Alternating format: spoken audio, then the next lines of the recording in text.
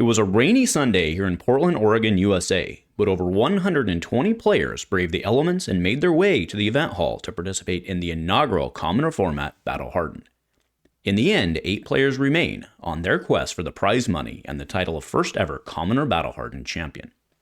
Hello everyone and welcome back to Dice Commando and our continued coverage of Battle Hardened Portland, the very first Commoner format competitive level event in Flesh and Blood. I'm Andrew, your host and commentator for today's coverage. In this 3-part series, I'm bringing you real-time gameplay from Battle Hardened Portland and showcasing the Commoner format in Flesh and Blood.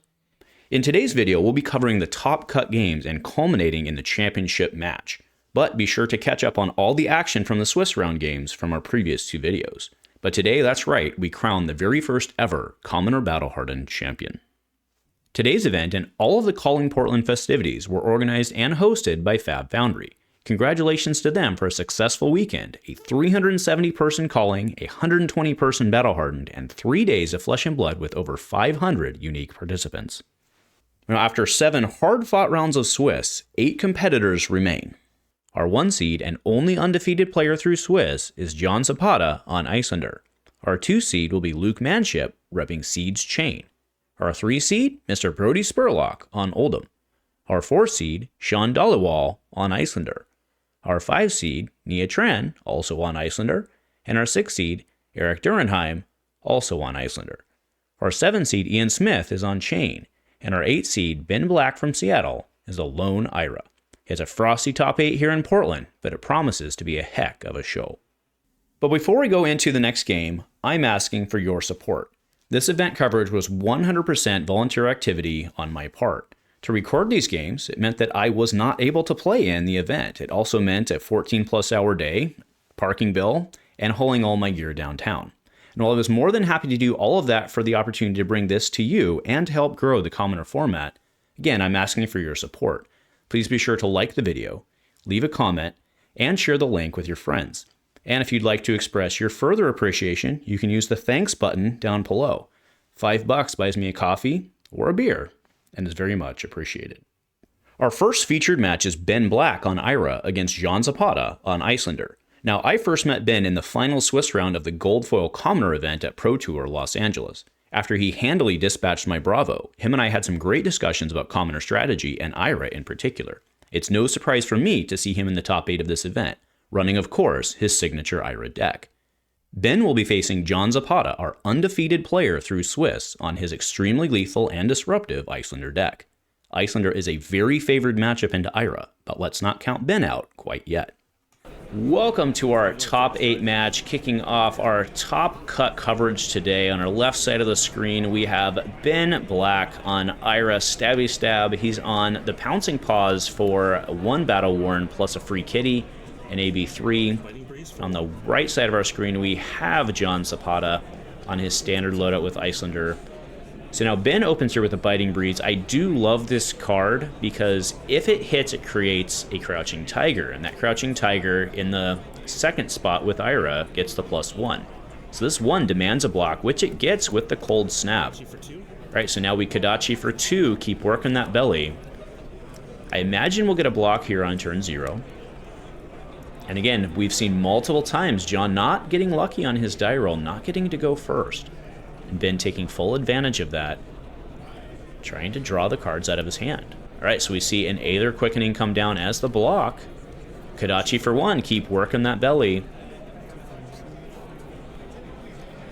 This will likely, well, we will see on John's side, with 2 cards left in his hand, how important those cards are to him. Does he take the 1, which is, again, over 5% of his health in this format?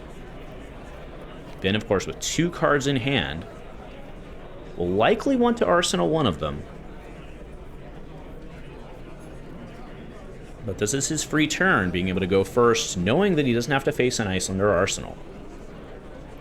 Historically, this is a horrible matchup for Ira, which is why a lot of the pros brought in Icelander today in an Icelander heavy field. There we go, Flex Claws for 4, using his final pitch. On hit, that will create, oh! On hit creates a kitty, but it's full covered with a Fate Foreseen. Yep, he will move to end, go in with an Arsenal card.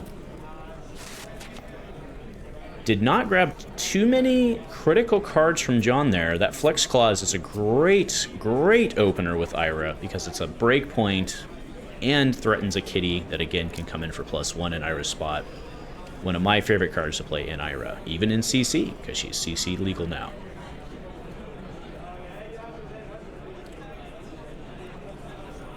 All right, there's a yellow Ice Vein used.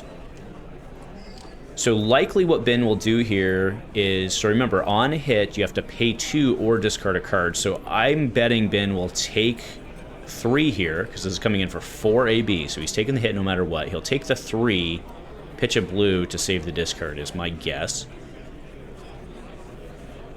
But again, it depends on what he has in his hand. Does he have 2 blues to do stabby stab? That's the question. Otherwise, he'll discard a red, taking all of it, but going down 4 health.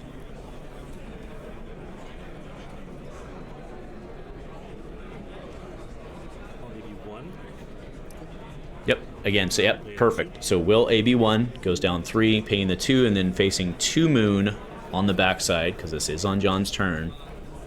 With that logic, we will probably see him take 2 here. And then go into his turn. I'll take the 2. Yep, takes the 2, and then he'll go into his turn, because he likely only has 1 blue 0 in his hand. Now that he's gotten rid, of course, of Pouncing She there. Can I see where you pitched?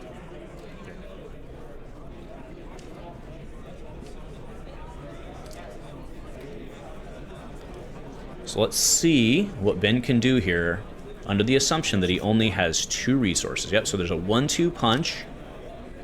Kadachi for 1. We do see a D-React in Zapata's hand. Alright, takes the 1 happily. Goes 2. We still do not have a response. We actually may have a situation here where John has drawn a red hand. We see a Raging. We see a D-React. Takes the 2.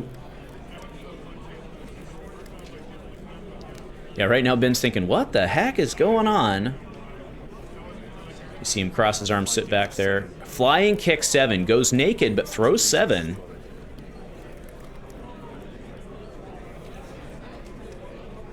Reads the flying kick. One of the most basic cards in the game, but a card that you don't see often outside of this format. That's why Commoner is so loved and so fun. It's a lot of those sneaky little cards that you've never seen before in CC make their way, and they're pretty big players. Alright, reacts. He'll move to take 3, but does he have the play here? Ben floating 2.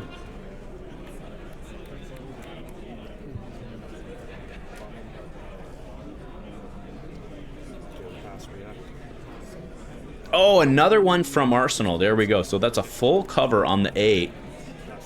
And that 2 floating that Ben had. So he had 3 blues in his hand, remember, because he had pounced the area that played Pouncing She last time. 3 blue hand, not too shabby. Being able to come what he did with the 3 blue hand. But ended up effectively not getting full value out of them because he didn't get the pitch, because John did not attack him. Alright, block 7 throws the pause. So does he need that kitty? Does he need that kitty? Options are She Unleash. We've seen Pouncing She. Do have 1 in Arsenal now. We have to assume that that is an ice card, but we're Kadachi for 1 with 2 float on the Wounded Blow pitch.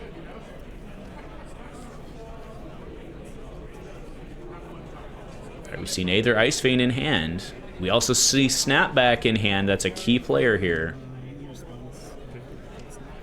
Alright, Cold Snap. So that will freeze the Arsenal. I will not pay. Okay, so he lets it. He does not pay, so the Arsenal is frozen. Which of course indicates he's not too worried about it for the moment. But that card draw is very relevant on John's side here.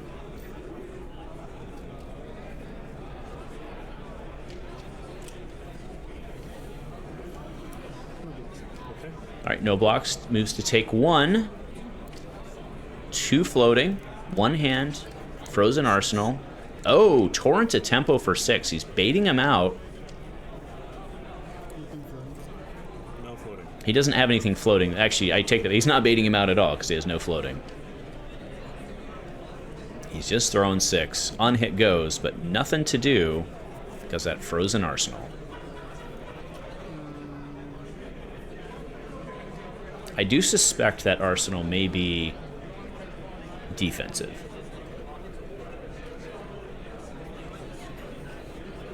Because remember, that went there turn 0. Oh man, getting his D-reacts. Sync. Does sync.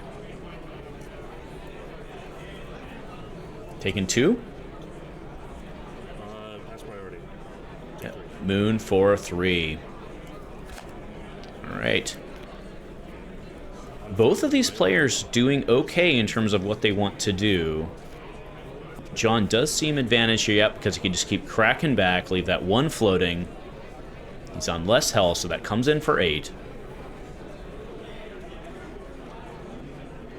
Again, you're Ben, you're like, man, he has a card. He'll go in Arsenal. What do I do? What do I do? I feel helpless.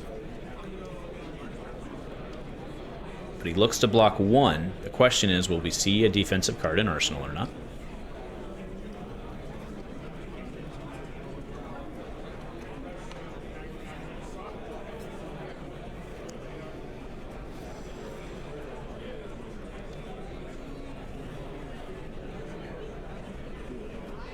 Definitely considering that second block. So I may be wrong about that Arsenal being a defensive card.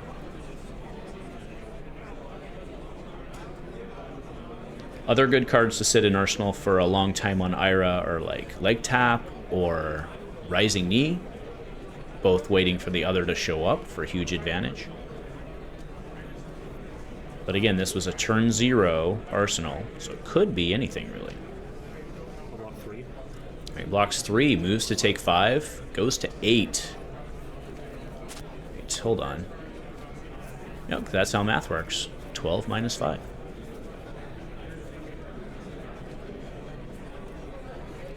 Start with Bittering Thorns. Alright, Thorns coming 4 with a +1, so that would let him Kajachi for 3 if this hits, which it likely will, because we've seen a lot of D-reacts on John's side already.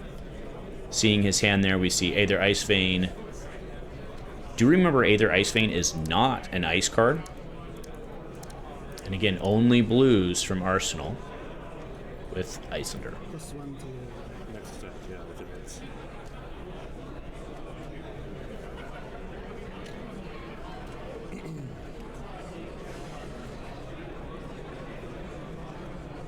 2 floating. Let's see what John has in his arsenal. So we've watched John play 2 rounds now, and in general, when he goes into the tank, it's trying to calculate a kill shot.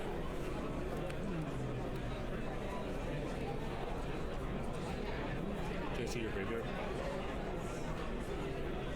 Ben will use this opportunity to check the pile, check the stack.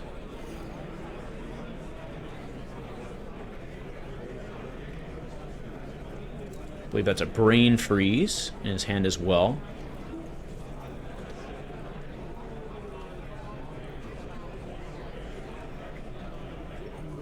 All right, so he's pitching. He's going to block 4, leaving 1 floating.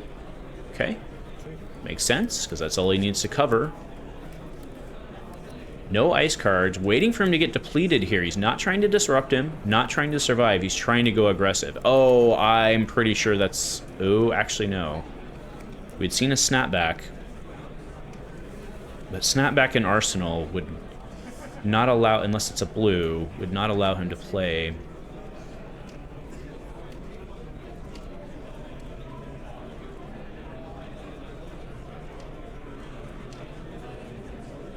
That's good. Okay.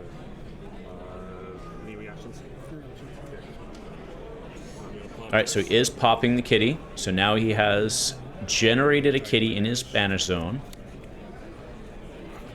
He's giving him windows for responses. Okay, so Crouching Tiger for 1. That's a great spot to put that free tiger. Again, no gloves to give it the +2. So it's a very efficient use of the feat. Takes the 1. Oh, it was a red Pouncing She. Alright. So coming for 4 with Go Again, 1 in hand, 2 floating. Nicely played.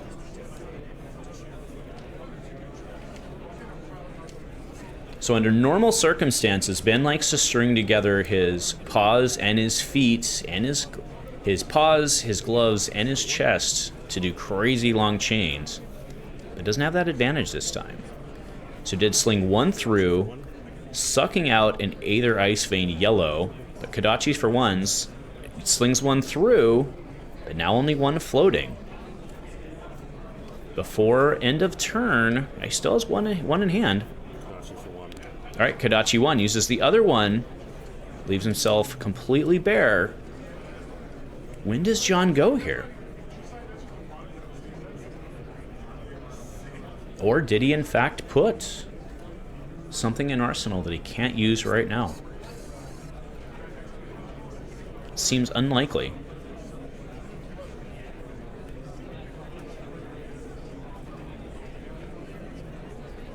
With 2 cards in his hand, 1 in Arsenal. Can he generate enough to put Ben down?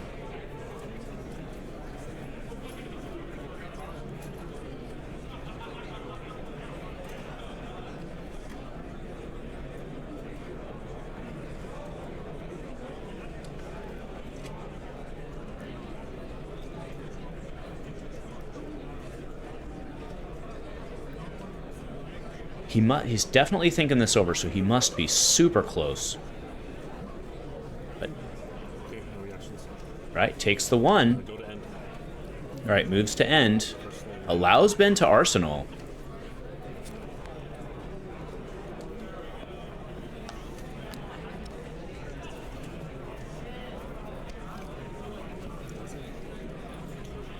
All right, Wounded Bull. This one's just for 7. They are even on health.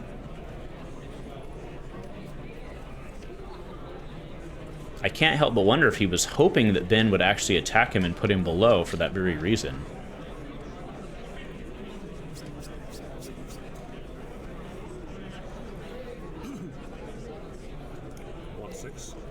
Block 6, there's a blue Rising Knee and a red Soul Bead. Taking 1, 2-card hand. But again, if you're Ben, you have to feel very nervous right now.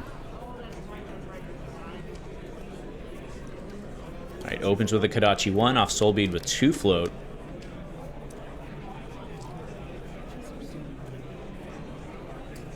Again, we see Snapback in hand. If he has a blue in Arsenal, it's going to be very difficult for Ben to live through this turn.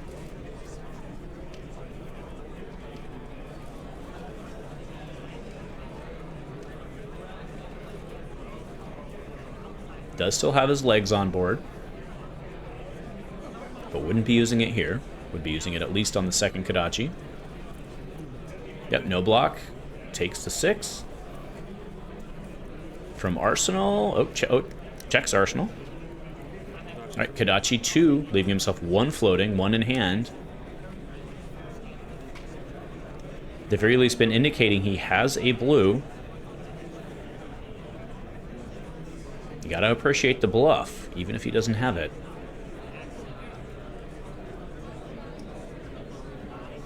You have to imagine if it's an attack in Arsenal, that will be the play next. Leaving him something in hand with which to pay.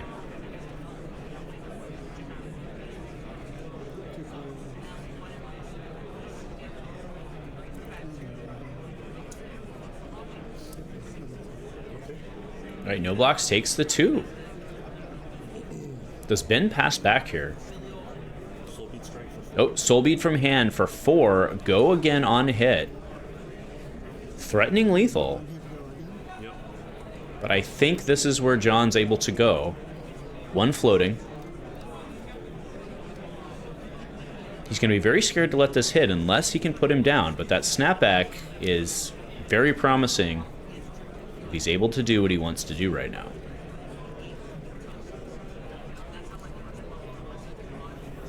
Because realistically, Ben will not be able to live through the snapback, assuming John has the Arsenal card.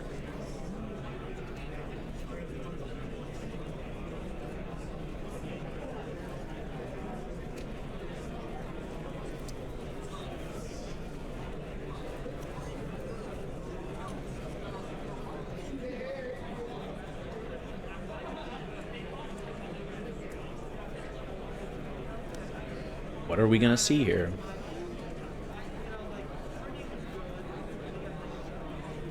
Setting that card down does imply... Well, does it imply blocking, or is that his attack?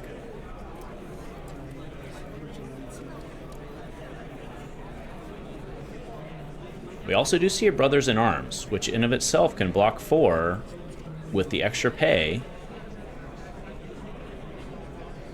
I can't help but wonder if John doesn't have what he needs in Arsenal here. So if he does, the play line seems pretty straightforward. Ben is completely out of... He has 1 resource left, no cards in hand.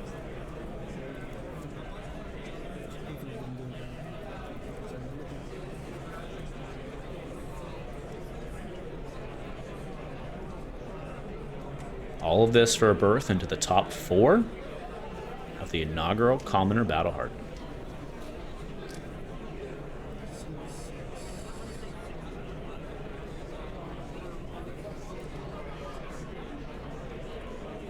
Exciting, tense. I can't believe I don't see Ben jiggling a leg or something. It's cold as ice over there on the Iris side. Of course, he's been frostbitten several times through this match, so that does track.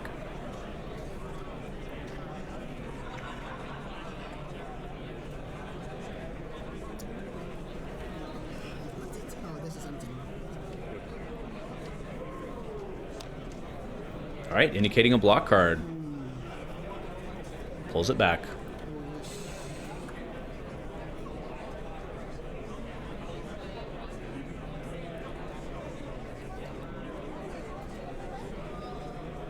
All right.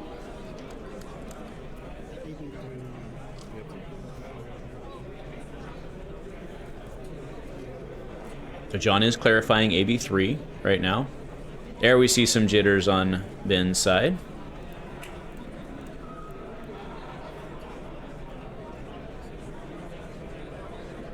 Remember, these rounds are untimed, and the players often take full advantage of that. Round 2 has begun. Please find your seats.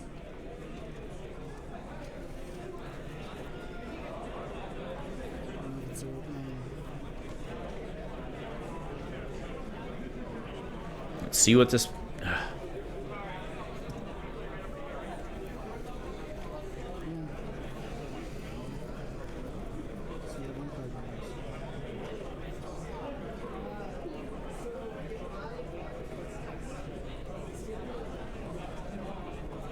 So the Raging Onslaught pulls that back. So I think at this point we've seen every card pushed forward, but it looks like Raging Onslaught's going to be committed as the block.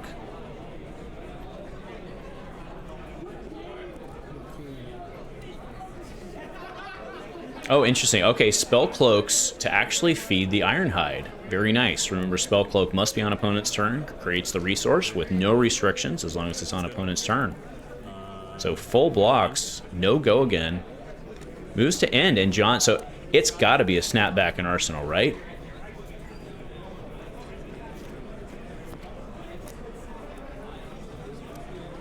Oh, it's an Aether Ice Vein. It's gotta be a snapback in Arsenal. False. False. All right, Aether Ice Vein coming in for 5. On hit, which it will be 2. With a snapback in hand and Waning Moon behind. And I believe enough cards to pay. If he has a blue in hand, we know he has snapback in hand. If he has a blue in hand, he can moon and snapback all in the same turn. One after the other. And Ben will run into an ice wall.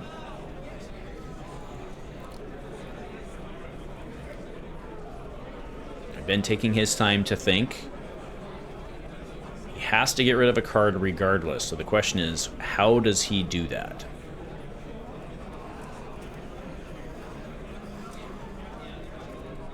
How does he handle the damage? How does he pay for everything? What we saw before on the yellow was that he took 3 and then paid the 3. But this time, doing that same move results in 4 going to 2, which puts him in a very precarious position.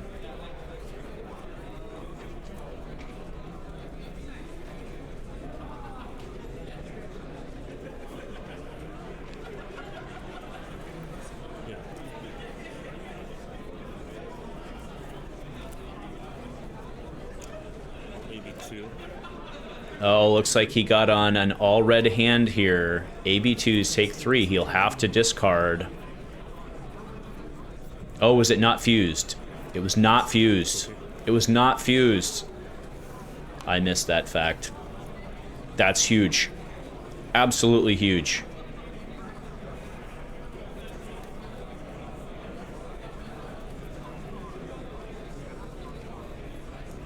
Kadachi for 1. All right, Kadachi 1. Do we get the response here? I would say things have not gone the way either player wanted them to go in this match. But both of these top 8 players have been able to eke out very good gains and put themselves in reasonable positions.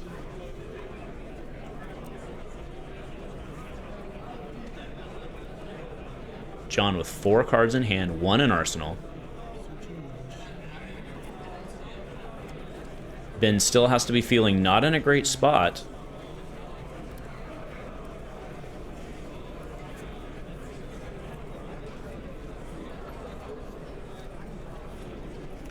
Razor's it. There we go. Razor in arsenal for 4. It's time to go. Or die. Pitches from arsenal. All right, there we go. No frostbite, but throws 2.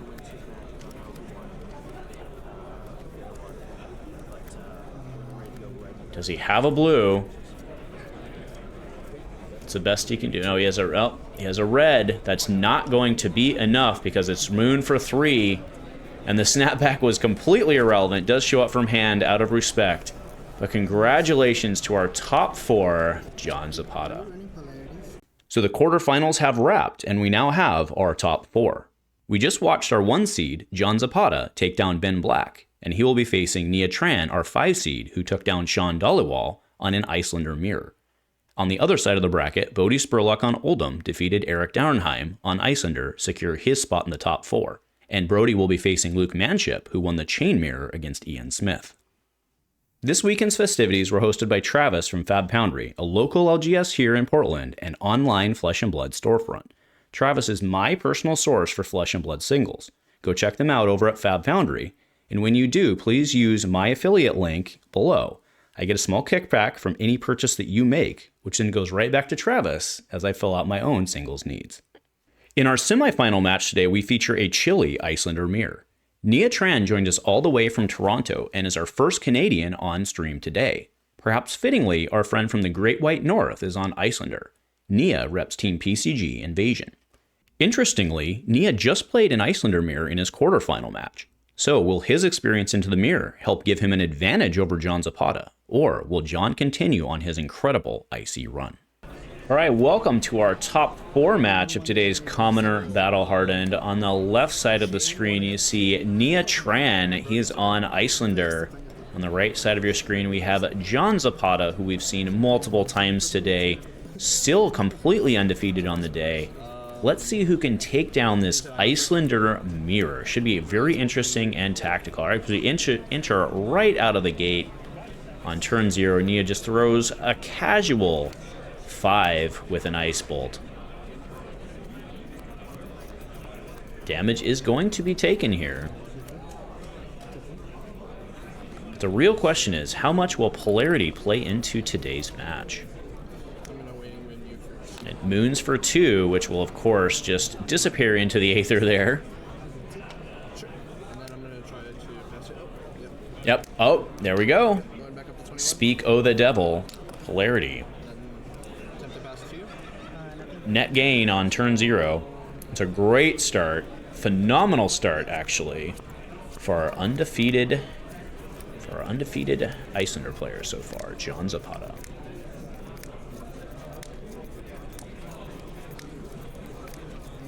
Right, so we do see that John has, unfortunately for him, he is not less health, but we do see he has a Fyendal's.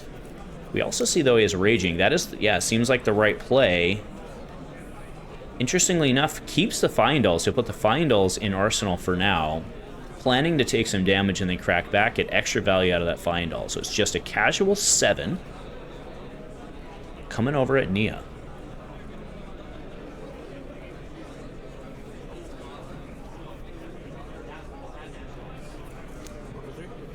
Blocks 3, takes the 4, but does Nia have a crackback here before turn end?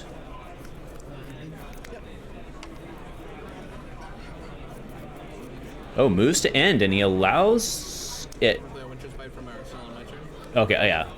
On his turn, Winter's Bite from Arsenal. So not a super effective use. Could have hit him there potentially. He's going to slow him down with a Winter's Bite. Be able to set up his own Arsenal. Can Moon for 2 and maybe take a card here.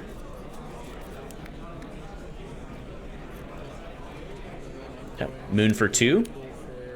Nope. All right. Just yep. That'll do. That'll do, Pig. Wounded Blow for 8 being less. Card in hand to be able to Arsenal.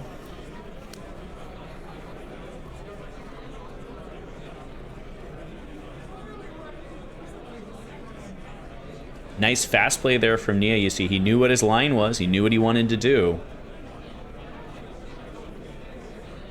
Down 7 health at this point after the polarity, but we have to assume he has polarities of his own to cycle back later. And by cycle back, I mean to show up. To show up later.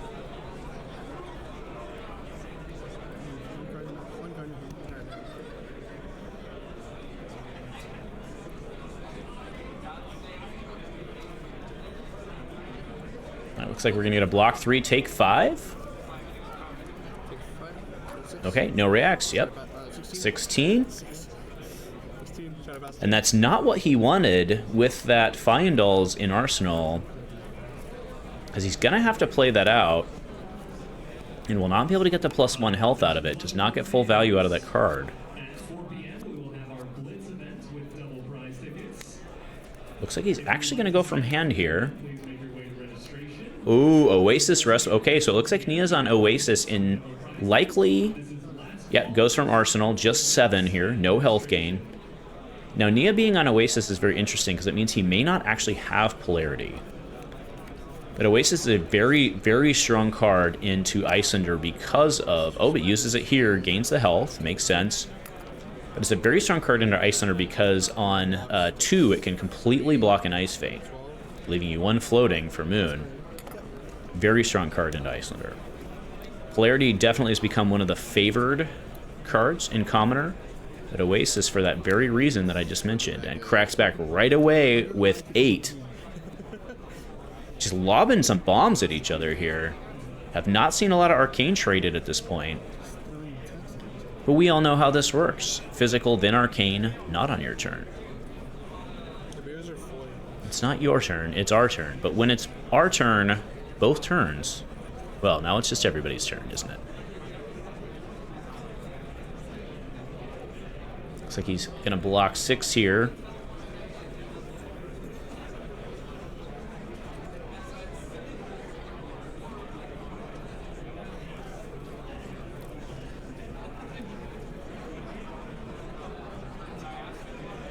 Eight is a lot to take in this match. Yep, block 6 with an Ice Bolt and a Quickening. Alright, let's turn go. Again, not a lot of Arcane trading here so far from Arsenal Raging Onslaught. It's just bomb after bomb after bomb. Ooh, a snapback. Blocking 7, full block, none taken, 2 in hand, 1 Arsenal. But I imagine we see another bomb here. We do. Fyendal's, and Nia's able to get the full value out of this, going to 13 and coming for 7.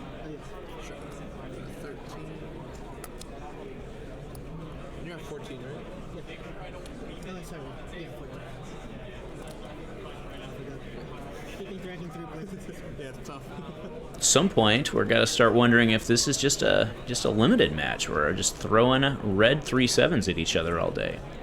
But we know those arsenals are very relevant. You see a Polar Blast in his hand, but we also do see a Brothers in Arms, which is relevant with the armor. Except wait, there's no armor because we're in a mirror match. All those Iron Hides be in the back box right now.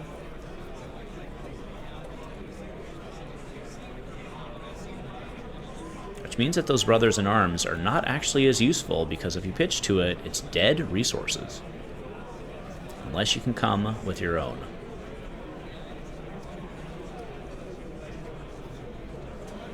but without the right thing in Arsenal. And so far, what we've seen is red 3/7s in Arsenal. Okay, okay. We saw that trick last round, and he'll use it again. So he'll Spellfire Cloak on his turn, gain a resource to be able to pay for the Brothers in Arms. And then another 3/7. Throwing haymakers. I see your Spellfire Brothers, and I raise you as Spellfire Brothers. There we go. Taking 2. Clearing up that Brothers. There we go. Now we do see, yep, Ice Vein fused, and now we know, well, actually he has it in Arsenal anyway, but we know that there's a blue floating for another moon on the back. That Ice Vein is very relevant, being a 5 fused. Definitely will take the 2 hits. Then he'll have to worry about the pay. And so far, our undefeated hero is in a rough spot.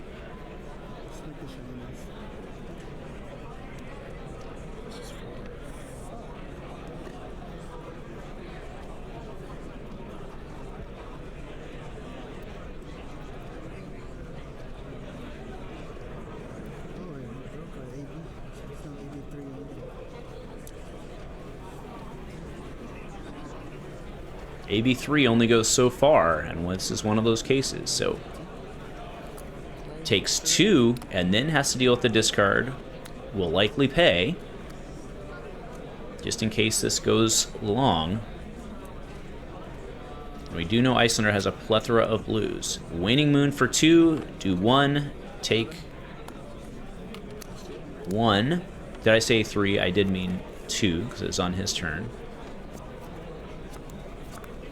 2, 3, it's all the same.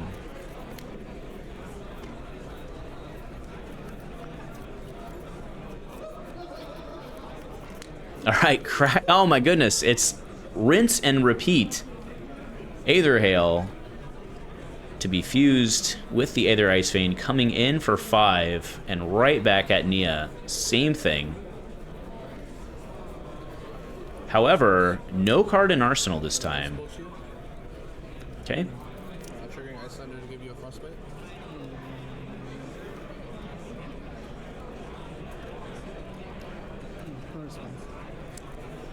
Okay, so Frostbite given. So now he has to figure out what he wants to do. Does he take 3? So he moves to take 3 so that he can still moon on his own.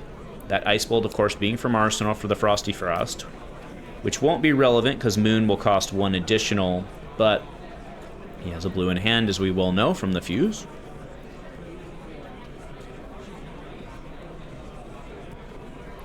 Still in response to the Ice Vein. Okay, moon's on top of that now for 3 on opponent's turn. Yeah, tough spot here for our undefeated Icelander player. What will John decide to do? Does he take the 3? He does. He takes the 3 because he wants to be able to either hit 2 or arsenal that card. Now it's time for Nia to decide his move. He's going to take a hit. Takes the 5. And then we'll have to deal with the on hit for Aether Ice Vein.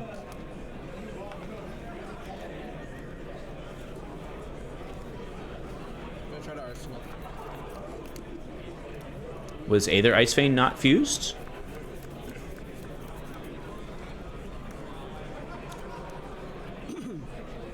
I believe it was. Was Aether Hail? It wasn't Aether Hail. It was fused, so that on hit should, for the 5, should have resulted in either a pay or discard.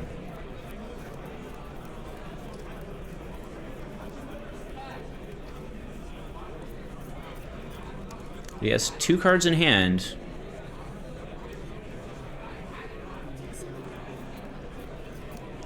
Will that make a difference?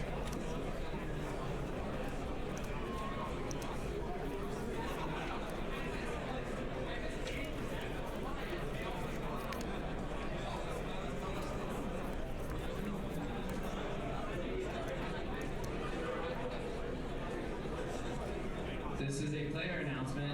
Can a Alright, goes to Arsenal. Leaves the Polar Blast in hand.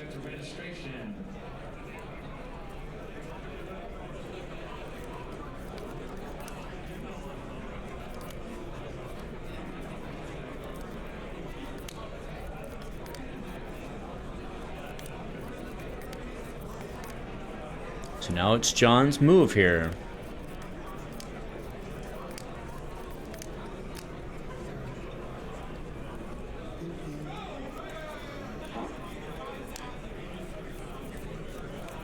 The question being, can he do what he wants to do and protect himself simultaneously? 4-card hand, 1 in Arsenal. Findalls, again, no value there. Indicates, indicates 1 floating, 1 in hand.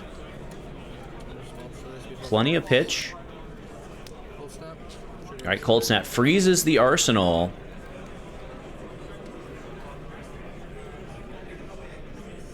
The Frostbite will not be relevant.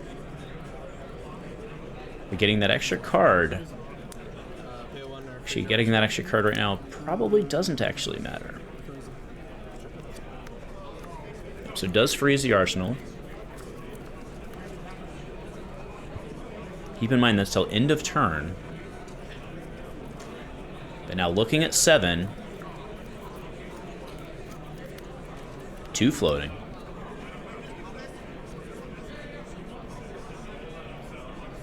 Four-card hand with the draw off the snap.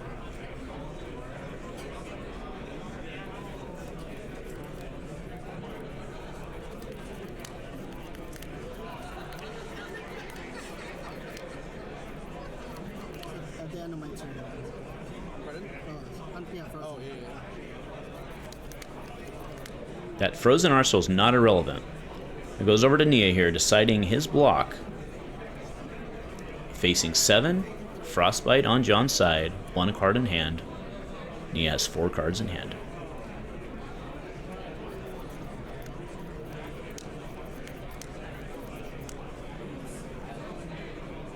Critical point here, thinking it over.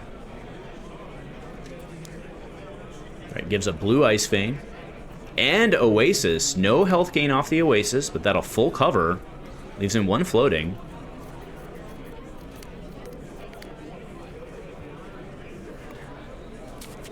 If you're John, you did not want to see that. Now the Frostbite goes away. Goes to Nia here, who will likely just pass back an Arsenal.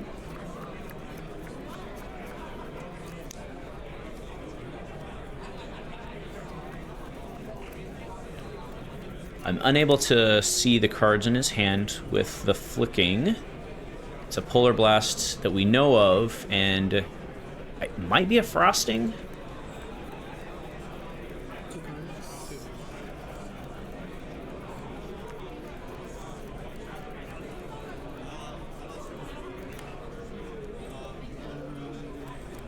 But he has to give John a window for him to turn. The question is, does he have 2 blues, and it will be able to put his Arsenal in on his own? John certainly doesn't want to let him do that. Remember that Arsenal was only frozen until end of turn, because it was played on his turn, so Arsenal is now free game.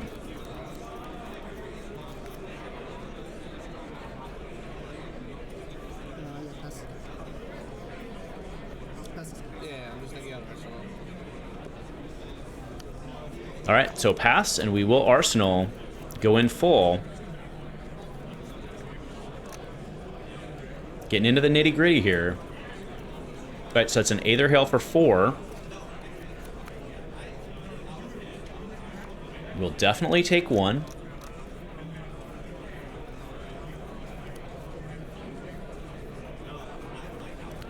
Both the Oases are gone. Alright, Polar Blast pitches the Findall's Fighting Spirit for it, which will give him a Frostbite.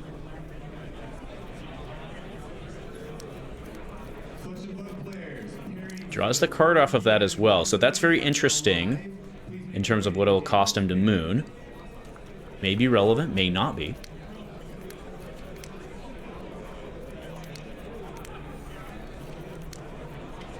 But we have a response window, which I think he's going to have to take here. All right, lets it resolve. Okay. You're not giving me. Oh, you're giving me dominate. Yeah. Reasonable. So lets it resolve. I will AB3 and take one. All right, AB3 takes 1, goes to 4.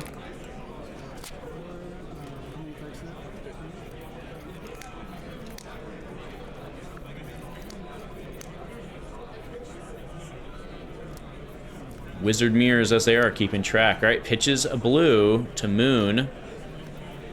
Pitches to take it.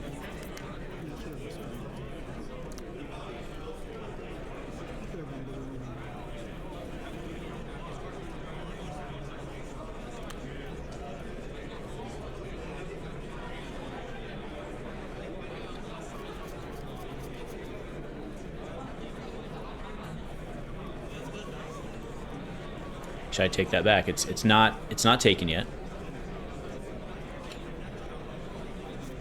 So we had the FFS for the shot, and then we had the Icebind for the Aether Hail taking 1. So we do still have 2 on the stack. My apologies, folks.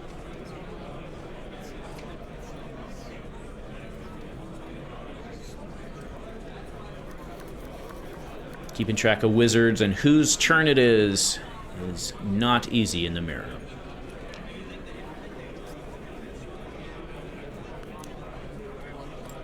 Okay, pitches a red Aether Hail, takes 1. All right, so we'll wrap that up. All right, so now we'll go back to Nia with 2 in hand. And initiative definitely with John here. 4 card hand, 1 in arsenal. So Nia moves to pass back. Wants to just get a card in arsenal. Knows he's in trouble here. We see, is that the Aether Hail red? Is that what he needs? I think that's the card.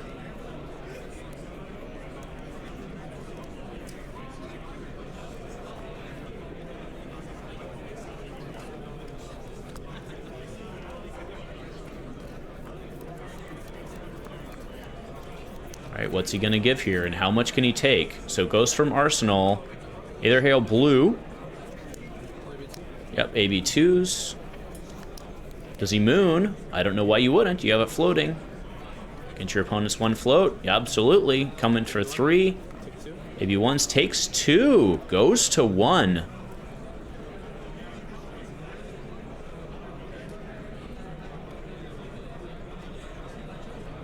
So we've not yet taken it on the score, but we have gone to 1 here. There we go.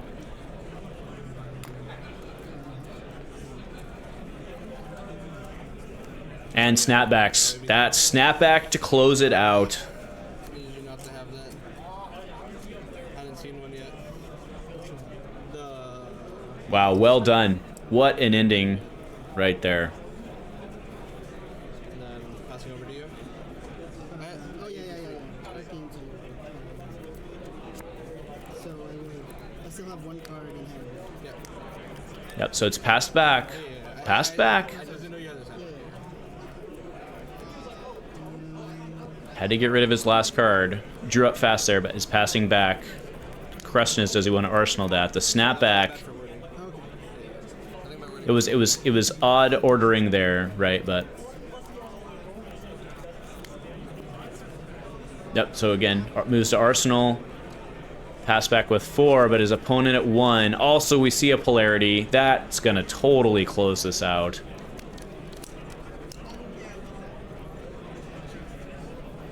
Interesting. So Ice Vein fused on his turn. So this is a 4. I was hoping that wasn't a blue. Yeah, if I show you a red there, I die. Did he get a red hand? Maybe I pulled 2 through. With that polarity, again, discard on hit here, so he's going to have to deal with the card somehow. Being able to completely strip last turn with the snapback was massive.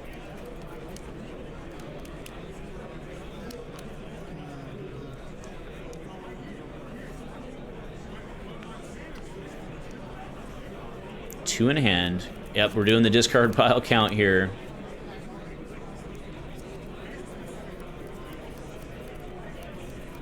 mean, you know you have... Well, you suspect you have... You don't actually know anything. You suspect you have Moon coming.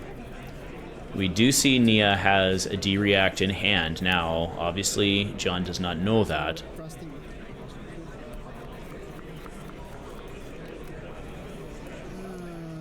He knows he's facing something next turn because of the frosting, or at least he suspects, but if he can hit back and get that blue frosting, he's going to be in great position here. But again, this is a 2-card hit. Assuming that he...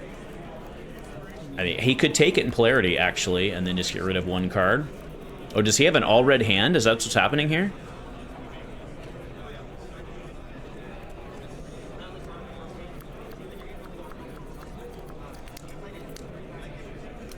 Oh my goodness, is that what's happening here? Oh.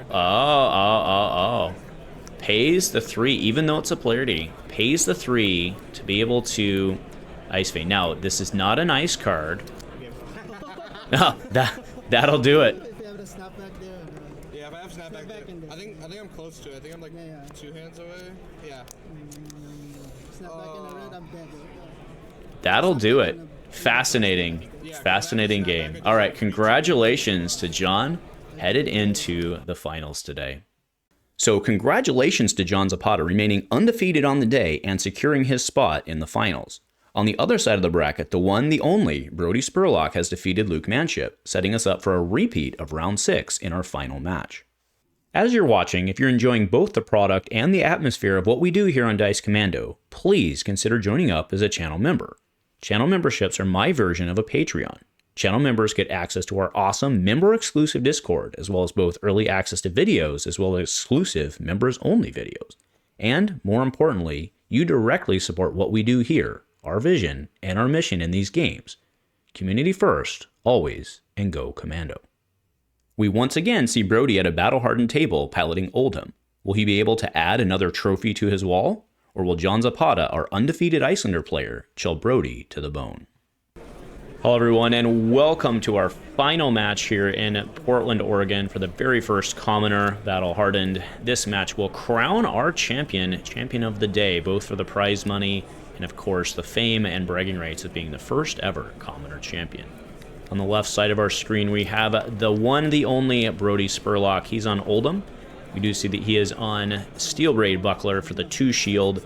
He of course has Civic Steps, and then he's on AB3. On the right side of our screen, we have John Zapata. We saw an Ironhide full equipment with the exception of the cloak, which will let him generate 1 resource on Brody's turn, which of course John's going to be doing a fair amount of playing on his turn. So we'll go to the table here and get this party started.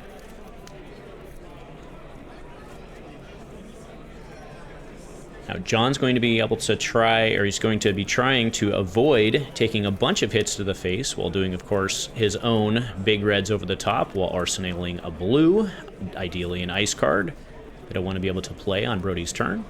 Brody's going to open us up here, likely with a bomb because he's not swinging fists. All right, so we see a Crush Confidence come out. So Crush Confidence, of course, if it deals 4 or more, which will likely not connect on turn 0, if it deals 4 or more, it turns off hero abilities. Pretty good, pretty relevant for exactly what Icelander's trying to do here. Do keep in mind, though, that there's no Arsenal card, and it will expire by the time that John's able to get a card into Arsenal. So at this point, we're just doing damage. Or avoiding damage, I should say. Oh, so we see he's able to cover it fully. We see a snapback go in the drink. That is very relevant for in-game. That we've already seen one snapback get burned. The other card was, of course, Brothers in Arms, which you can pay 2 to give it pay 1 to that card to give it +2 defense, covering the 7. Brody arsenals a card, and we go over to John to see what he can do. His ideal open here would be a red 3/7 and arsenal a card, which we have. Fyendal's, it's even better than that because it's a Fyendal's Fighting Spirit. He gains 1 health on attack because he has less health. This is exactly what John wanted to do. He's going to be able to arsenal a card and set himself up. Brody either has to take a hit or give 2 cards, and then if Brody tries to do anything on his turn, Icelander zap.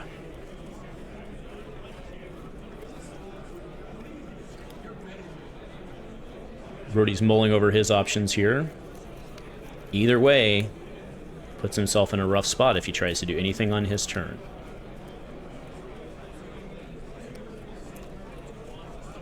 Fortunately for Brody, the Frostbites will be largely irrelevant in this match because most of the time he's going to be able to throw his attack prior to John having a window.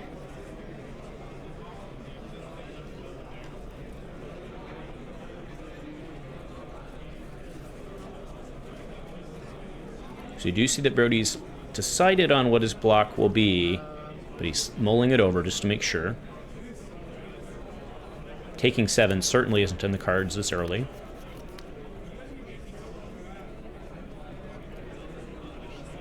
Okay, so we see him go and grab armor there. Now each one of these is battle worn. Actually, that's not true. They're both temper. Excuse me. They're both temper. Okay, so he wants to go in with a full grip. So he blocks 4, takes 3. Each one of those is now -1. The next time they block, they will be gone.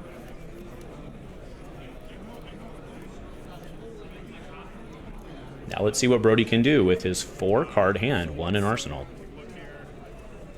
So 3 cards were drawn, and take a look at this one. So we can tell. All right, so what happened here? The judge caught that he hit it with his John hit top of his deck with his hand, and what he's going to do is he's going to likely flip the top card of the deck and let Brody choose top or bottom. Fate foreseeing his opponent. The fear here being that John was able to see what that top card was when he did the bump. Just fixing game state. Okay, so we see Wounded Bull on top. Brody will likely bottom that. However, if they do get to pitch stack, not irrelevant.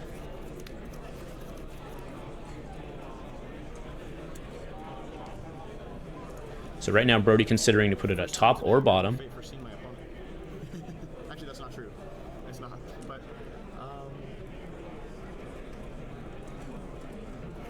both of these players keeping their hand real close to their chest. It's difficult for me to see in there to see what they may be trying to do.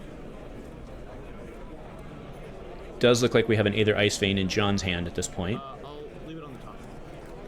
Okay, yeah, so Brody does decide to leave that on top.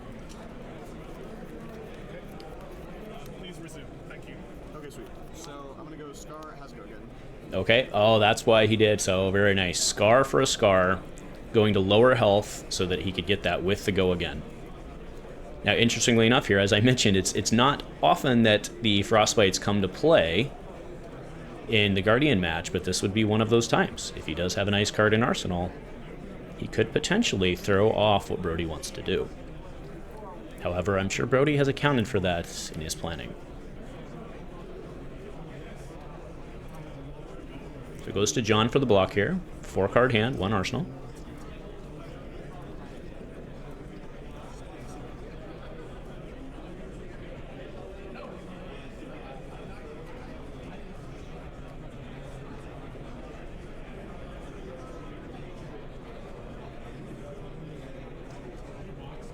So there's an excellent chance that Brody has a D-React in Arsenal at this point then. I suppose actually we will find out on this next play. That Arsenal did go in on turn 0.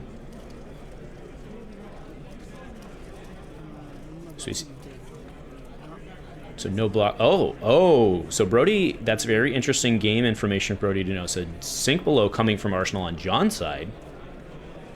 Full covers, but now he does not have a card on which to play on Brody's turn.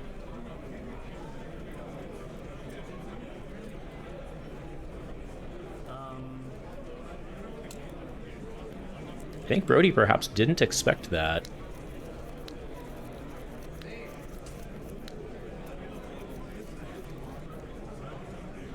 We do see what looked to be a Raging Onslaught in Brody's hand.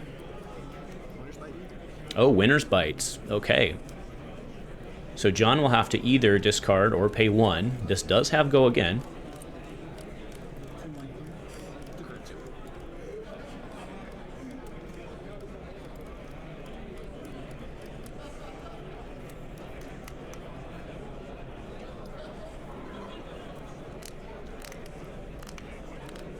Interesting choice here for John, knowing that, or at least suspecting, that there's probably a 3/7 on board somewhere here.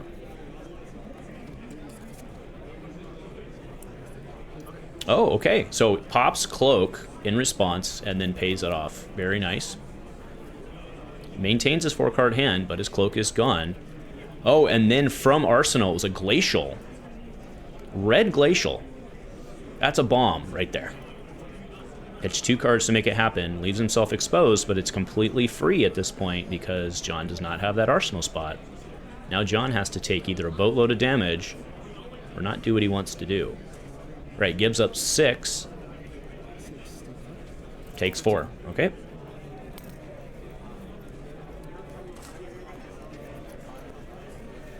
So John must...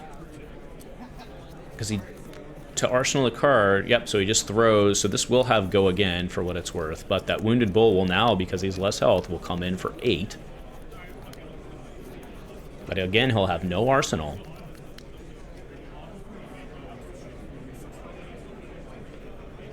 So for the moment, we've been playing fair flesh and blood. No Ice Under React, no Ice Under responses.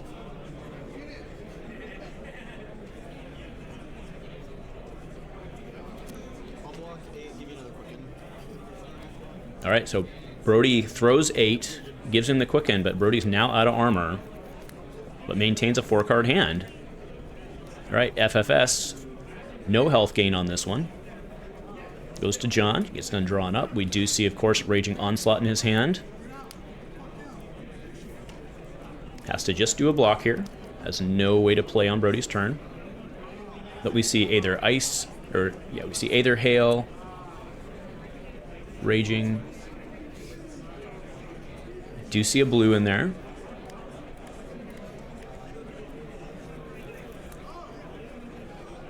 Do you think we're going to see some damage taken here?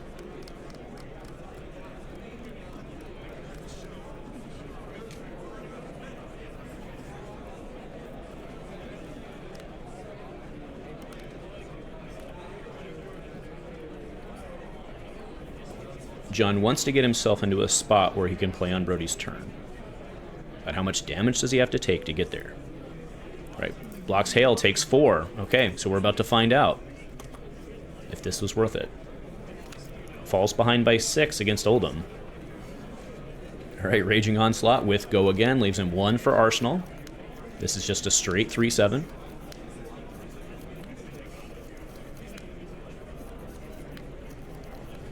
But now we're in Icelander's zone. If Brody gives up 2 cards and only takes 1, if he does anything on his turn, and he takes damage.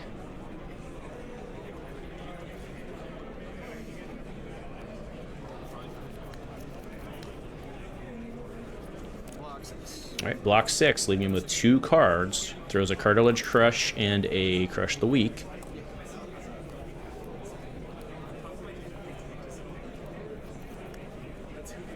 Sorry, Crush Confidence. Crush Confidence. All right, comes, leaves himself exposed, but Wounding Bull. This is just for 7. As he has more health, so this is just a 3/7. Also leaves himself exposed. John's full hand.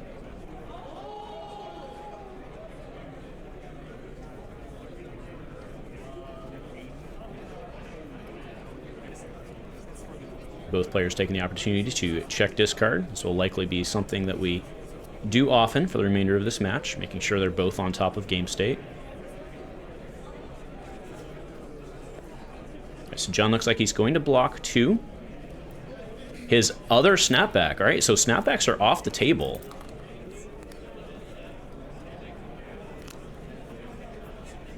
And then before end, I assume... Oh, yeah, so he's doing it on his turn. Yeah, so do keep in mind that was a red Ice Vein, so that was actually not playable on Brody's turn. So this is on John's turn. Brody with 4 cards in hand. Right now, he's going to take damage. The question is, how does he mitigate the damage and then the associated discard? We then have a Polar Blast in Arsenal, which will be able to then start the Icelander Chane on Brody's turn.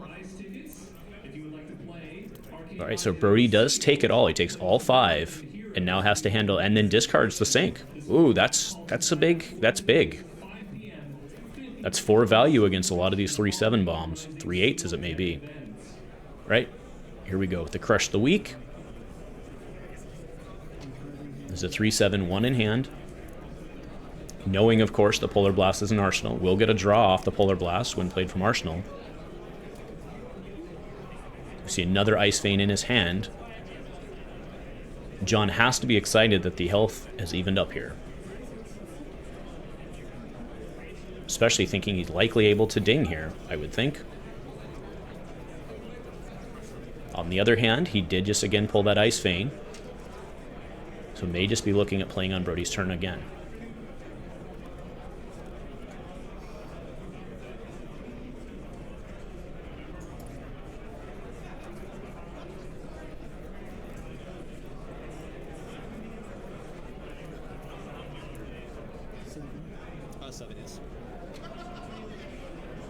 So it looks like he wants to throw 2 cards.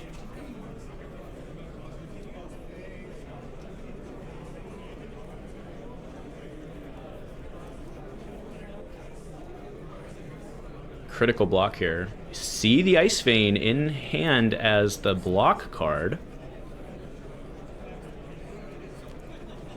Oh, 2 Ice Veins. Looks like a yellow and a blue.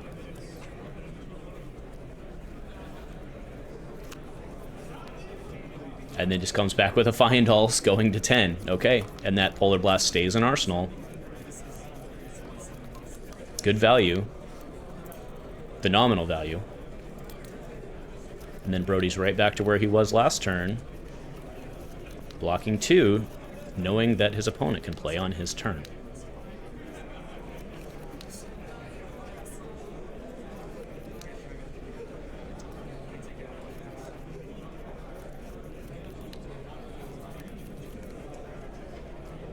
So barring, of course, a D-React, we will take 1 likely here.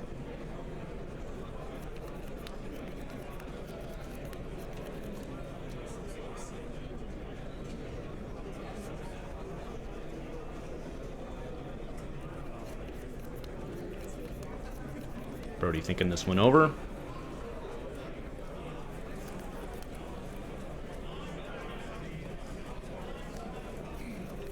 So that's okay, I was gonna say, yep. That is a full cover. D-React from Arsenal, chooses to sink. And then we'll go to Brody's turn.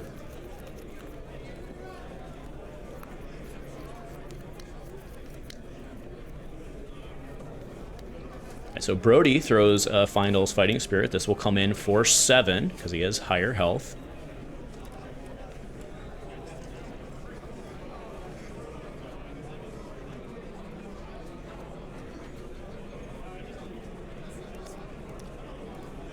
John thinking this one over. Again, we know we have Polar Blast in Arsenal.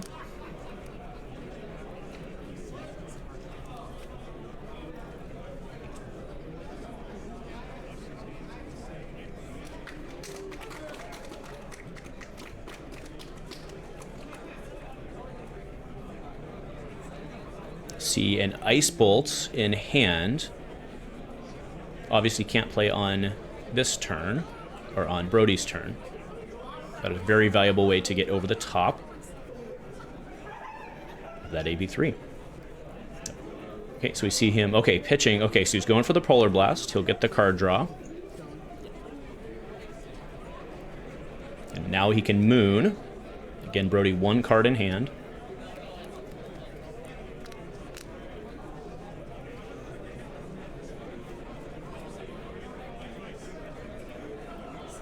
Okay. Moons for 3, goes to 8. And then John needs to figure out a block here. So Brody's okay. So what's happening here is they're discussing the order in which Findall's resolved and responded.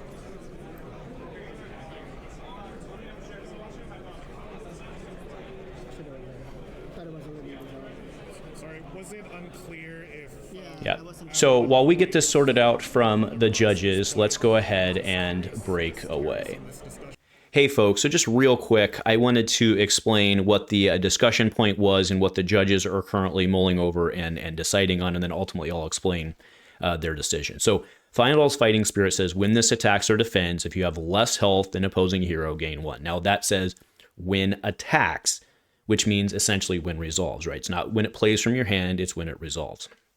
So that had come out, and then of course John had done his thing, right? Now, what was happening in this match was both players were not using verbal communication, right? They were using mostly hand cues.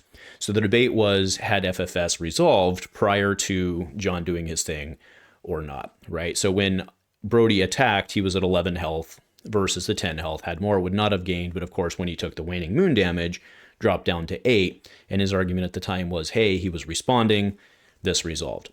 Now, ultimately, after some lengthy discussion and multiple judges getting involved, it was decided that, two players in this level of event, players would understand the implications of that. And since verbal cues were not used, the assumption was that the player would not take an action intentionally that would actually put him at a disadvantage, right? So they will end up ruling. When we go back, you'll see that the ruling was that the health will not be put on. And that was the law. That was the situation and the logic of the situation. All right, folks, so we are back from that judge call. So as I explained in the interlude, it was ruled that the 1 health would not be granted. So Brody is sitting at 8. And we have John in blocks here. So he throws an Aether Hail. Okay, goes to 6. 3 cards in hand.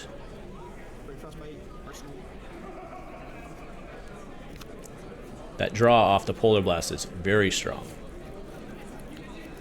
All right, Ice Vein fused, coming over the top. So again, Brody definitely taking 2 here, and then the question being what happens with the remaining card or cards that he needs to deal with for the for the tax. He must either pay 2 or discard a card. Last time this happened, we did see him opt to take the discard, getting rid of a red. However, that red was a sink below.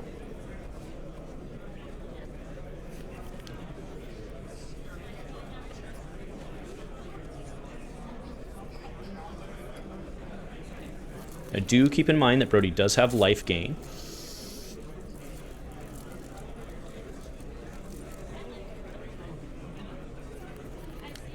All right, pitches, takes 2, goes to 6, and then we'll see how he handles the discard. Okay, all right, gets rid of a Scar for a Scar, and then there we go. Polarities goes back to 10. Very strong play. Polarity from Arsenal. All right, Wounded Bull coming for 7, again, because Brody is higher health, but now Brody's out of cards, so let's see if John can capitalize on this opportunity. We see what I believe is John's own Wounding Bull in his hand.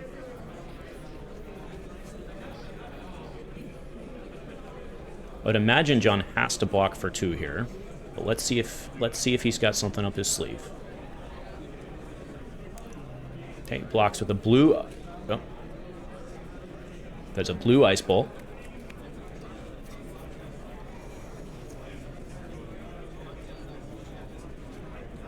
Both of those snapbacks being in his discard may be very relevant for the end of this game. Right. And then he does, okay, so he has a sink. He can full cover this one. Opts not to sink. And then throws a Wounded Bull. But this one comes in for 8. John's been able to get great value out of every one of his cards. His FFS, his Wounded Bull. Incremental victory.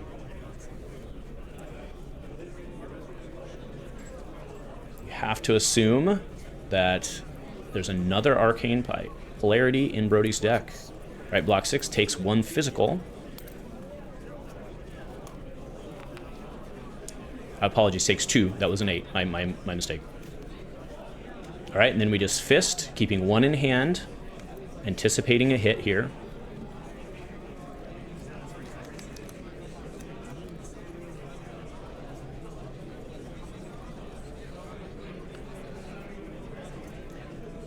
And if John just continues to bleed 1 on every 3/7 and every fist swing,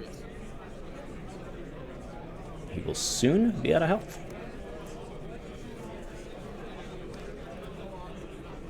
This may be, we may see armor get thrown here, actually. This is a pretty good time to use it. You can full block, have some left over. But does he have the arsenal card?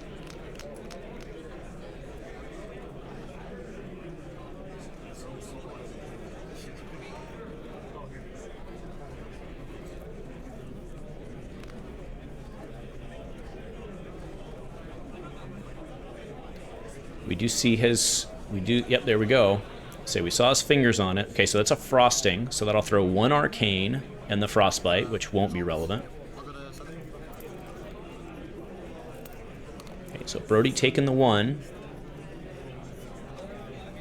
Now we'll Moon for 3.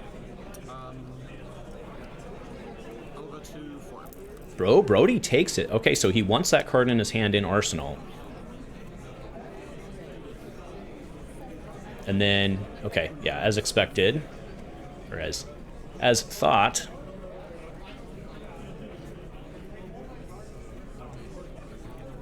is he just going to do the 1 and take 2? He does, goes to 4. It's a very efficient use of the leftover resources with this Ironhide equipment suite. All right, so Brody with 1 in Arsenal. All right, John, Photon Splicings for 4 Arcane. We'll leave him with 1 in Arsenal.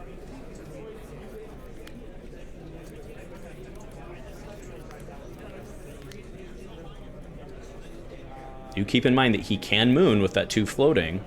It's only for 2, but it pulls additional cards. Just a constant onslaught here, attacking Brody's cards or his health. Knowing, of course, that every card you use is a card you don't have to block later. On your own turn. All right, takes the 1 because of the, and then polarities, there it is. Very strong. And then takes the 2 from Moon. All right, so just to be clear here, he took 1, went down 1, polaritied, and then took the 2 from Moon. Net 1. All right, Cartilage Crush is a 3 for 7, leaving 1 in hand.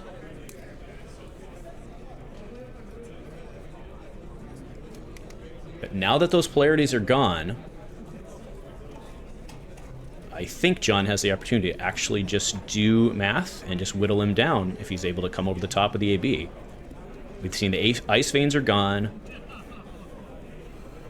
I believe there is a red Ice Bolt remaining. Probably another, I think he's used a Splicing, but he has at least 3 or 4 or 5 Arcane cards in his deck.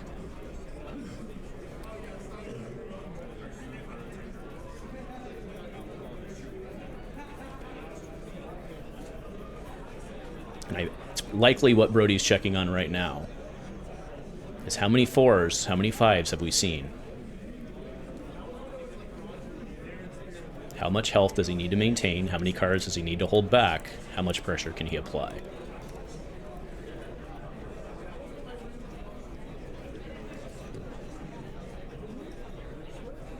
Now, obviously, the crush effect is not relevant here because John would be dead.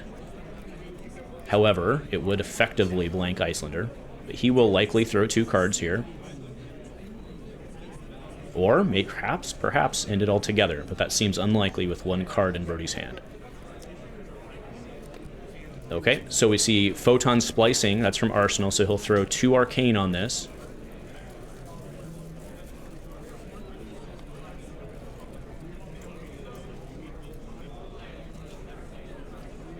knowing there's a moon behind it.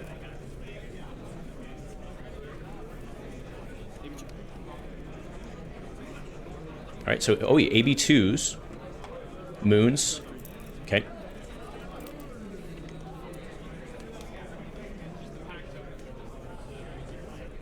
So now it's block time. And then John will likely Arsenal. He'll take 2. The Brain Freeze block 3. Okay, got it. It looked like a cold snap for a second, but it is a Brain Freeze. So John will likely move to Arsenal here. Brody's in a very precarious position at 3 here. Yep, passes back, just goes to Arsenal. Goes to Brody with a full grip.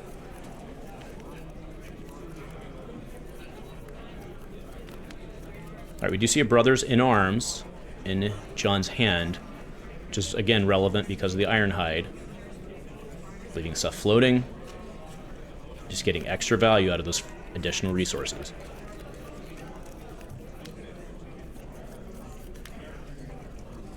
But Brody only needs a couple more chip shots to put John exactly where he wants him.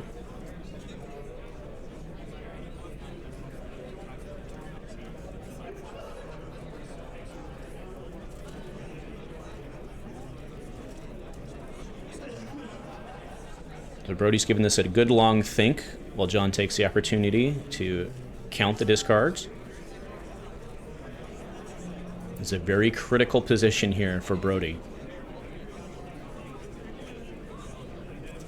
Another 3/7 sounds very good if he has it, but he might just start hammering all day long. The hammer right now leaves him with 3 cards in hand, but then of course you at some point risk an all red hand.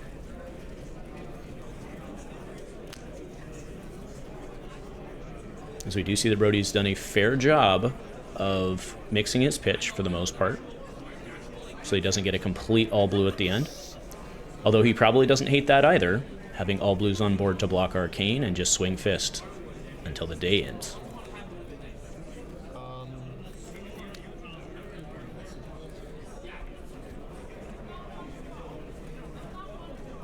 So does Brody's go here?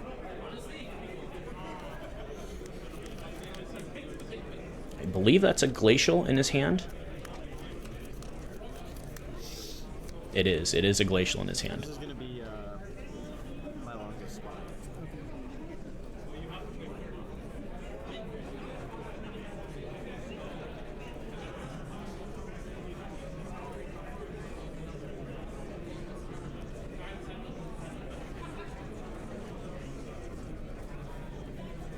Do you remember Glacial's a 6-drop?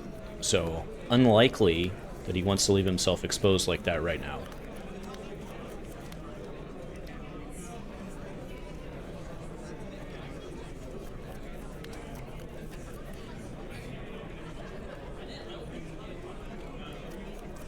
We do see a Polar Blast in John's hand, which he would very likely want to go into Arsenal. But again, he's got to get his card out of Arsenal, which likely happens here, unless he has to very aggressively block. Okay, so we just see a fist, leaving 3 cards in hand.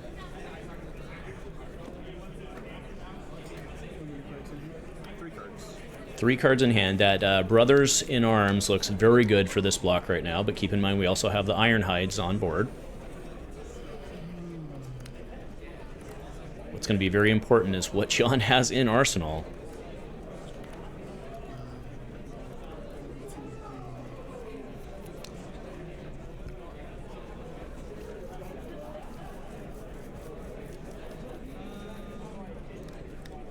I do think I saw a splicing. There's a cold snap in John's hand. I think we saw splicing in his hand. However, the color of the splicing is unclear. But that Polar Blast is likely an Arsenal target. And then, of course, the Brothers in Arms.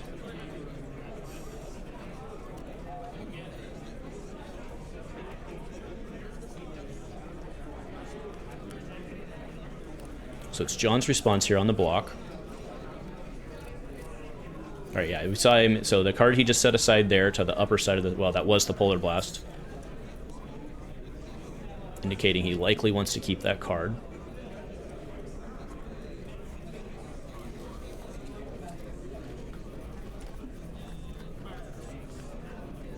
Now these untimed matches, of course, players have as long as they want to make decisions. Untimed top 8.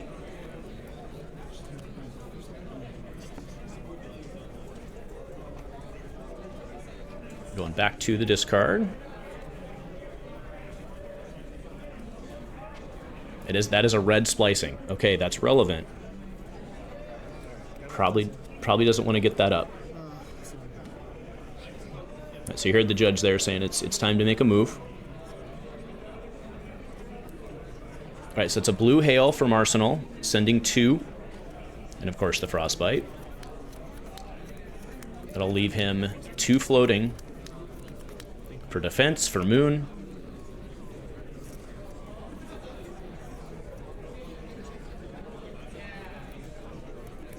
Brody's got the cards to pay for this, certainly.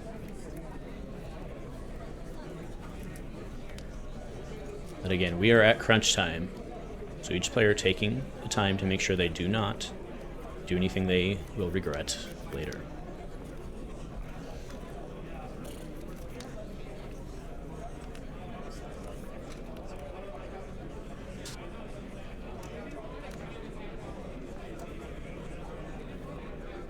Not taking the 2 seems like a formality. It's really just what does he want to pitch for it. Knowing, of course, Moon's right behind it.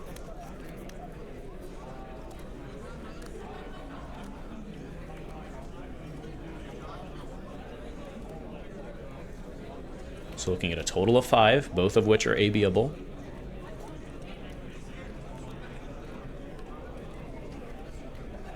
Or I should say he will soon be looking at 5, I would assume. Sorry, this resolves. Are we resolving this? AB2. Alright, so AB2s. So Brody there asked about the Frostbite resolving. Might be relevant for, well, he's already used his polarities. Have we seen Oasis? I do not believe we've seen an Oasis.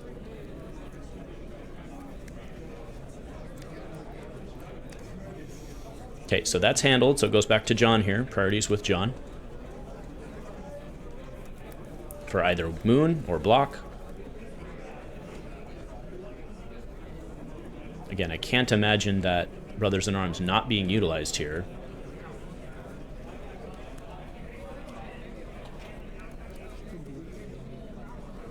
Is it full blocks?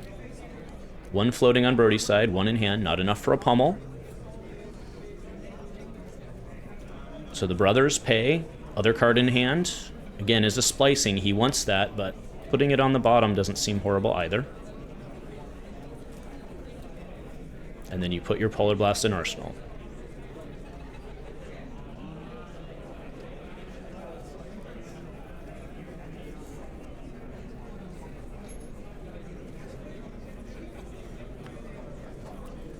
Okay, so decides to go with the Iron. Well, he's indicating Ironhide.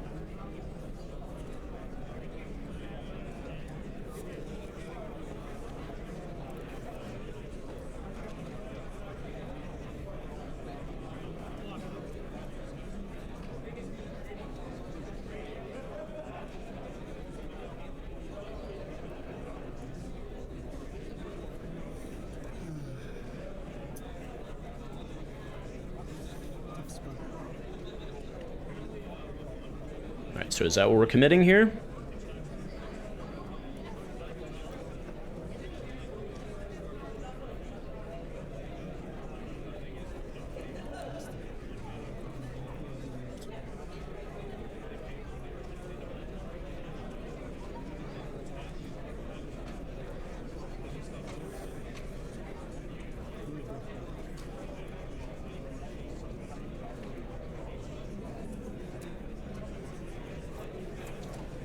I'm unclear on if this is committed or not. It has not yet paid the 2, so I'm assuming until that happens, it's not committed.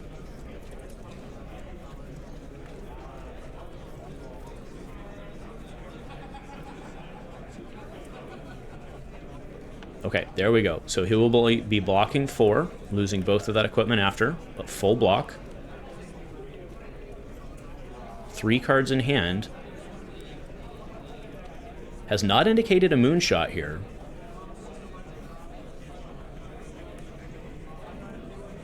It's now with Brody.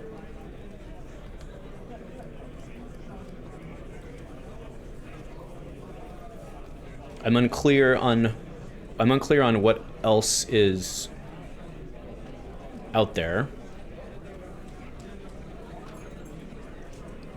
that Brody could have in terms of decision point here. Sorry, are you? Yes, yeah. Oh, Clear that. okay. Paid two. Yep, I got you.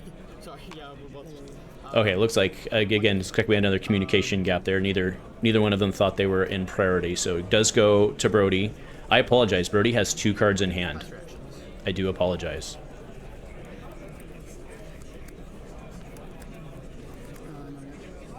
So that, okay, now I understand. 2 in hand. Okay, moves to end. Okay, did not moon on the back. I do wonder if that was a pummel.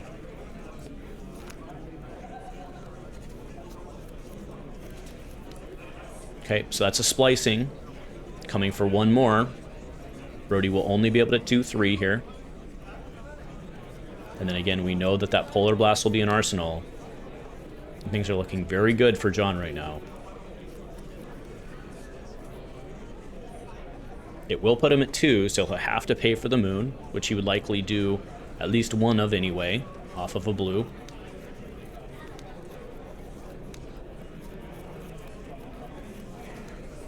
No, he would take both. And by take, I mean pay both.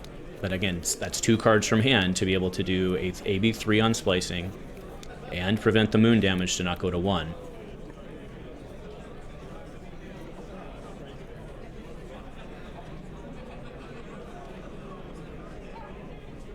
I think John is in a very good position right now.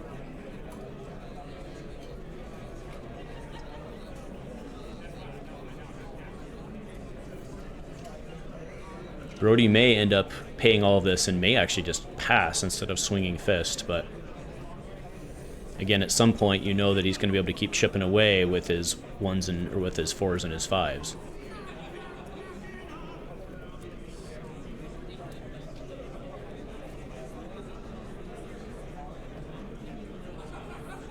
And if that is a pummel in arsenal, will he be able to use it?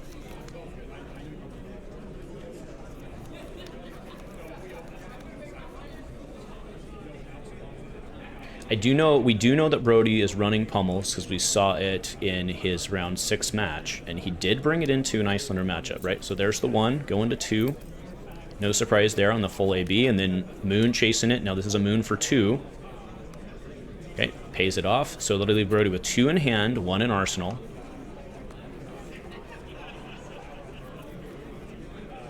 Now, do you remember? Yeah, so Brody passes priority.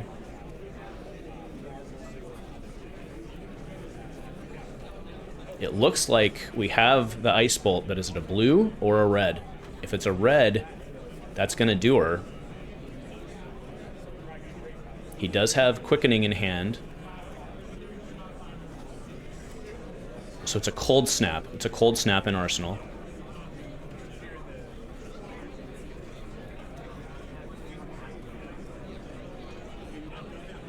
Okay, so he'll pay. And remember, Brody's moving to end, but could get a cheeky swing in here if he can live through, because he'll obviously get priority before end of turn.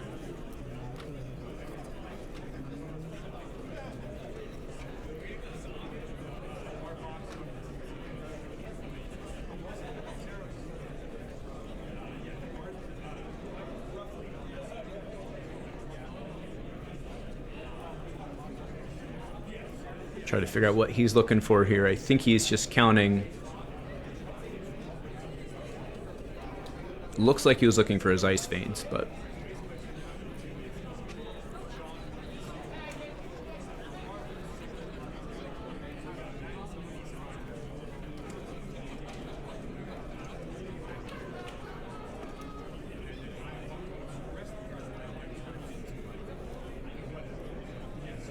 Right, so he is pit.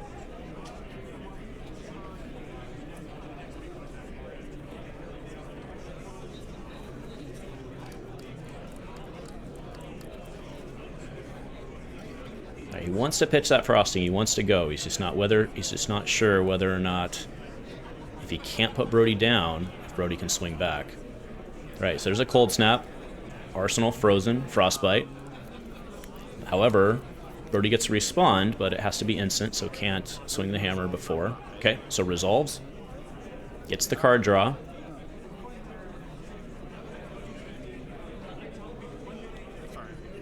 Right, so Brody's asking for a call back there, so the card will not go to hand yet. Brody's reserving the ability to respond. Now, John has looked at that card, but it's not in hand. Arcane Rising players, this is no time for construction. Brody's action right now. I will pay one to the cold snap. Keep this unfrozen. Okay, so he pays one to the cold snap to keep it unfrozen. This unfrozen. So that was a red glacial in hand, right? Wasn't going to get played. Don't forget to draw that. Right, so there the card comes. Moon for 3.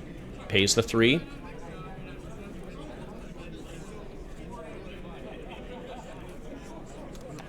Arcane Rising players. Okay, now we'll go to end. Reset, and now we'll go to John's turn. And there is an Ice Vein. Put pressure on. Force the disc if it's a yellow, which I think it is. No, it's a blue. So just 3.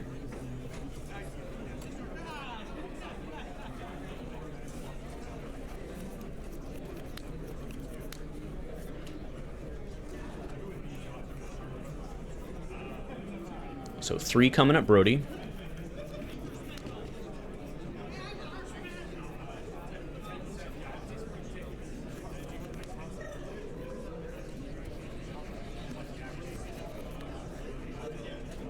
Is this a pummel in Arsenal?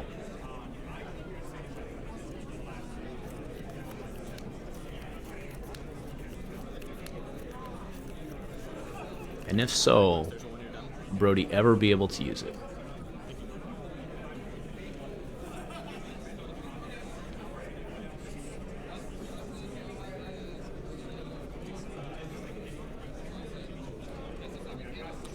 So again, 3 Arcane at Brody right now.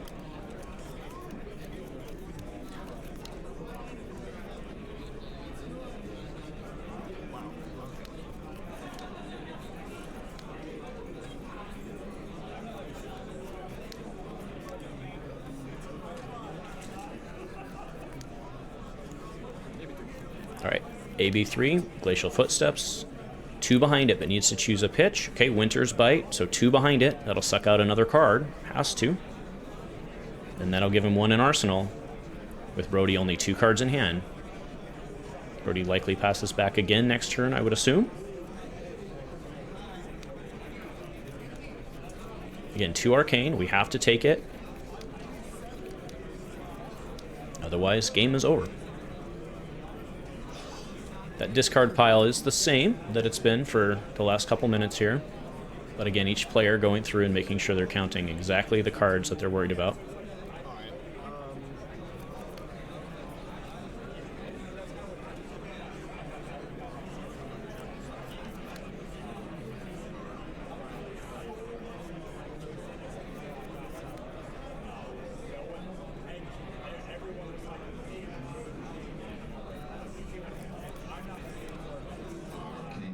We do see, I believe it's Fruits of the Forest in Brody's hand. Last time we looked in the graveyard for a bit, right? Yep. Right, so Judge warning that that is the last graveyard look for this turn.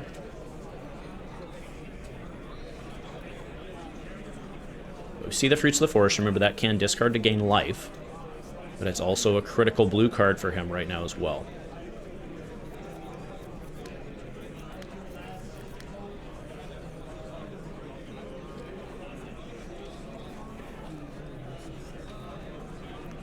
John utilizes the opportunity to check discard as well while we're waiting.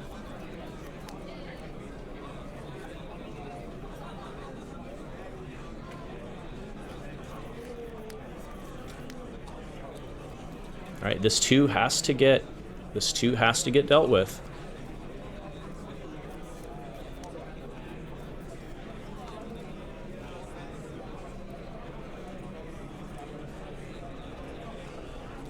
What does Brody have in that arsenal? He keeps reaching for it. I'm very curious.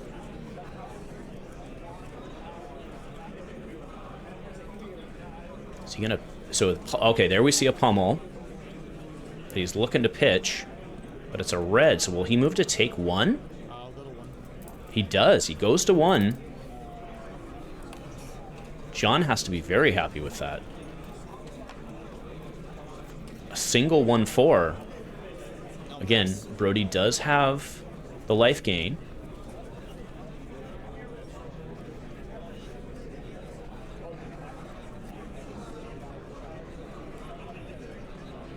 So no real hesitation here. It's going to be an Ice Bolt for 3. It does throw a Frostbite as well. Leaves him 1 floating, though. But again, a full hand, and he'll get to draw up after this.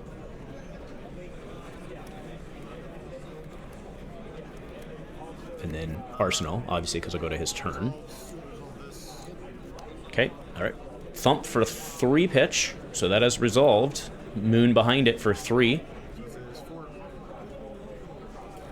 Not sure. Oh, and he amped. Splicing to amp it. Comes for 4. That's right. Wow. Splicing to amp and moons for 4.